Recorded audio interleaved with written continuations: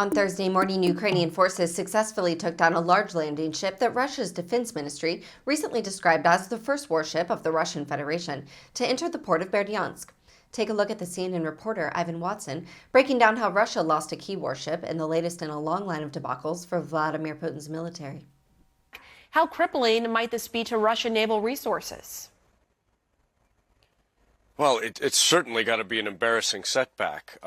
And we do know, because the port of Berdyansk is occupied by Russian forces, there's an awful lot of social media video that has come out, long, unedited sequences that show just this terrible fire burning in the port, consuming the bow of a large Russian warship, and then seeing at least two other warships moving as quickly as they can to try to leave the port that they were tied up against right next to this ship, and those ships themselves were burning as well.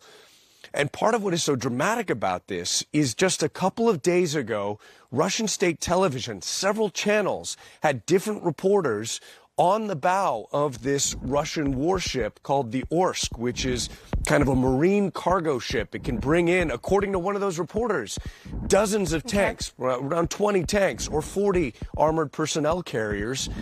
They may have actually alerted the Ukrainians to the location of this warship, which was then pummeled by some kind of a Ukrainian weapon with catastrophic results. Meanwhile, the defenders inside, they are facing a very dire situation. They are surrounded by far more Russian troops than they have. They concede that, but they say they are going to fight. Take a listen. It's urban combat. So yeah, that's the street to street, building to building. The enemy trying to block us in the city blocks. We're pushing them back. The enemy have a very, very serious casualties. We're not counting them anymore. We need the heavy anti-air systems first. We need aircraft second. We need artillery pieces, and we need anti-tank guided missiles. The fact of the matter, this is a modern-day siege. The battleground is a city, or what's left of it, and we just don't know how many civilians are trapped in the middle of this terrible battle. It appears the conflict is not going well for Russian forces. By some estimates, Russia has already lost as many troops in 28 days as it did during 10 years of war in Afghanistan during the 1980s. In just 1 month, between 7,000 and 15,000 Russian soldiers have been killed, according to an estimate by a NATO official. Putin's forces are hammering southern Ukraine with air and artillery strikes, trying to seize a swath of ground across to create a land corridor between the occupied Crimean Peninsula and Russian territory. But it's cities like the besieged port of Mariupol standing in the way, and Ukraine's forces have refused to give up the fight to hold on to them, despite still being outgunned. But in some places, particularly on the outskirts of the capital of Kyiv, they're clawing back territory from the invaders.